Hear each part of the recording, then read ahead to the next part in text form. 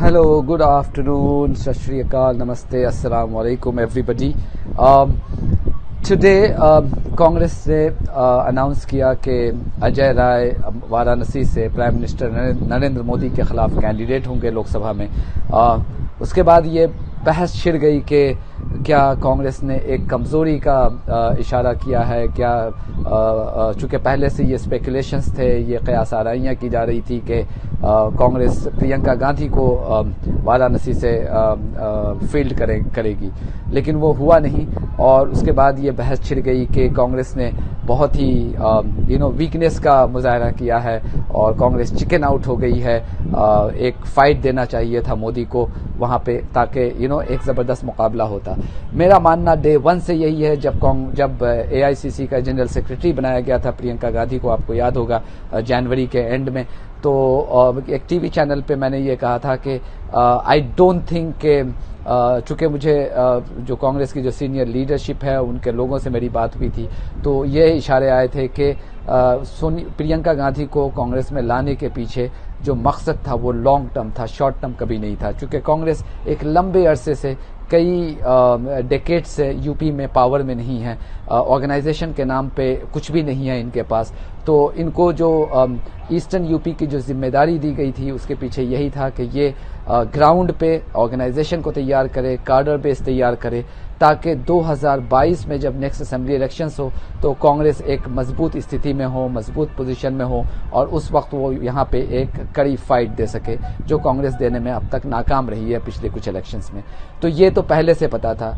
हुआ ये कि बीच में कई मौक़ों पर प्रियंका गांधी ने से भी कई ऐसे इशारे मिले कि वो वहाँ से इलेक्शन लड़ सकती हैं। उसके बाद रिपोर्टर्स ने जब उनसे पूछा तो उन्होंने एक मरतबा ये कहा कि अगर कांग्रेस प्रेसिडेंट, जो उनके खुद अपने भाई हैं राहुल गांधी, अगर वो उनको वहां से फील्ड करते हैं तो वो उस डिसीजन को मान लेंगी। तो उसका ये मतलब निकाला गया कि कांग्रेस भी चाह रही है कि प्रियंका गांधी वहां से इलेक्शन लड़े। लेकिन हकीकत यह है वाराणसी की कि 2014 में जब नरेंद्र मोदी वहां से लड़े थे, तो उस वक्त जो मुरली मनोहर जोशी हैं उनको हटा करके वहां से नरेंद्र मोदी लड़े थे, और दिल्ली के जो अभी चीफ मिनिस्टर हैं और आम आदमी पार्टी के लीडर हैं अरविंद केजरीवाल, इन्होंने अपनी कैंडिडेचर वहां अनाउंस की थी। और जो अजय राय हैं जिनका नाम अनाउंस किया गया है कांग्रेस की तरफ से आज, ये उस वक्त भी कांग्रेस की तरफ से थे। उस वक्त ये था कि नरेंद्र मोदी ने almost close to 4 lakh vote से वहां से जीत हासिल की थी। लगभग 4 लाख वोट से जीत हासिल करना बहुत बड़ी बात होती है।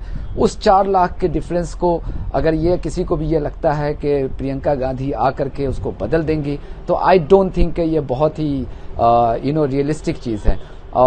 रही बात ये कि फाइट देने की, आई डोंट थिंक कि प्रियंका गांधी जो कांग्रेस की फर्स्ट फैमिली को बिलोंग करती हैं, वो कोई भी ये चाहेगा कांग्रेस पार्टी में कि उनका जो इलेक्टोरल डेब्यू हो वो एक हार से हो। चूंकि यहाँ से प्रियंका गांधी का लड़ना ये तो तय है कि वो नहीं जीत पाएंगी, जो कि ग्राउंड रियलिटी है। उसकी कई वजह है।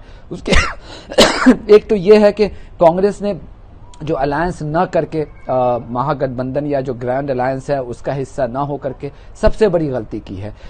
वाराणसी तो खैर बहुत बड़ी बात है। वाराणसी तो खैर आज भी नरेंद्र मोदी, उनकी पॉलिसी जितनी भी खराब रही हो, वो आज भी बहुत पॉपुलर है वहां पे। ये बिल्कुल वही है कि जो लोगों का कहना है कि हम भले ही हमारे पास खाने को कुछ ना हो लेकिन हम वोट तो मोदी को देंगे। ये जो एक नैरेटिव है कुछ हिस्सों में, भले ही हिंदुत्व पॉलिटिक्स की वजह से कह ले या फिर रिलीजियस पोलराइजेशन की वजह से कह लें, जो भी हो, लेकिन ये एक नैरेटिव है, ये एक सेंटिमेंट्स एक कुछ पॉकेट्स में बहुत स्ट्रांग है ये मोदी के बारे में। और वाराणसी जो है उनमें से एक सीट है वहां पे कि जहां पे ये एक बहुत ही स्ट्रांग नैरेटिव है। मेरा तो यह है कि वाराणसी तो छोड़ दीजिए, जो दूसरे हिस्सों में जहां पे कांग्रेस पार्टी ने ग्रैंड अलायंस से जो उससे हाथ ना मिला करके अपने कैंडिडेट्स खड़े किए हैं, वहां पे उनके लिए जीतना बड़ा मुश्किल हो रहा है। बल्कि ये कहा तो ये जा रहा है कि इनके कैंडिडेट्स को फील्ड करने की वजह से जो सीधा फायदा वहां पे बीजेपी को हो रहा है। मिसाल के तौर पे एक दो परसों में किसी से बात कर रहा था बदायूं में, जहां पे धर्मेंद्र यादव हैं समाजवादी पार्टी और ग्रैंड अलायंस के कैंडिडेट है जो पिछले 2014 में भी वहां से जीते थे। वहां पे इस मरतबा कांग्रेस ने सलीम शेरवानी को खड़ा किया है, तो उसकी वजह से जो मुसलमानों के बहुत सारे वोट्स हैं वो कहा यह जा रहा है कि सलीम शेरवानी के हक में चला गया है, तो जिसकी वजह से जो नॉन बीजेपी अलायंस जो एसपी, बीएसपी और आरएलडी का बना था उसको नुकसान हुआ है। अब ये नुकसान क्या धर्मेंद्र यादव की शिकस्त की वजह बनेगी, ये तो 23 तारीख को पता चलेगा। तो मेरा कहना यह है कि वाराणसी तो खैर बहुत ही स्ट्रांग सीट है बीजेपी के लिए, चूंकि मोदी वहां से खड़े हो रहे हैं।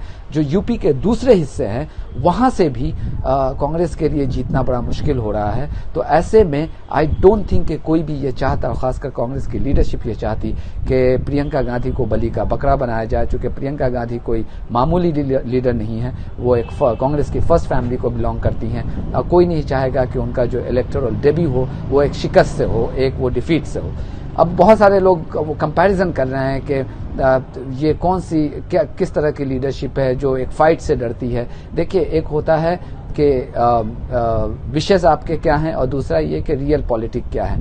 कांग्रेस बहुत सारी चीजें, बहुत सारी गलतियां कर चुकी है इस इलेक्शन में।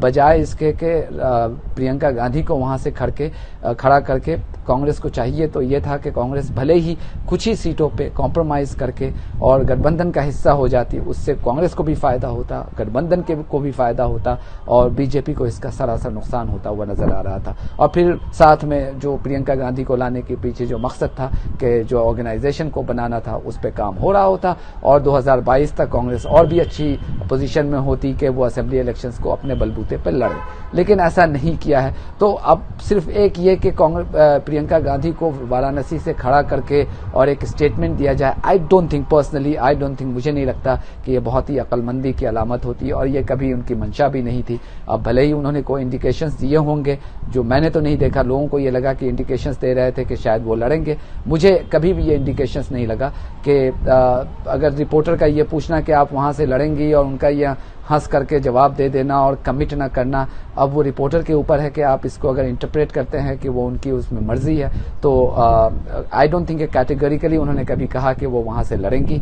तो बहरहाल I think it's a wise decision, but साथ ही साथ मेरा कहना यह है कि एक अब तो खैर देर हो गई है, अब उस पर एनालिसिस करने का कोई मतलब नहीं बनता है, लेकिन यह है कि कांग्रेस को यूपी में महागठबंधन का हिस्सा हो जाना चाहिए था और जिसका जो नॉन बीजेपी अलायंस है उसको फायदा होता, लेकिन यह है कि अब वो फायदा उतना होता हुआ नजर नहीं आ रहा है। किस हद तक बीजेपी को फायदा होगा, किस हद तक एंटी बीजेपी अलायंस को नुकसान होगा, ये हमें 23 तारीख को पता चलेगा, 23 मई को पता चलेगा।